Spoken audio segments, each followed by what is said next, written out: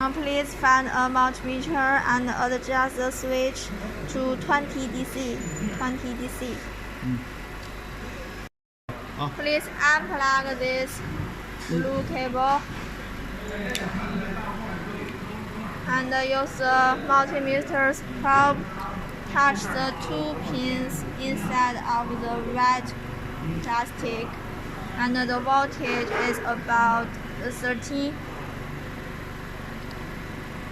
If you don't have the multimeter, please unplug this blue cable and use your finger to touch this top solenoid valve.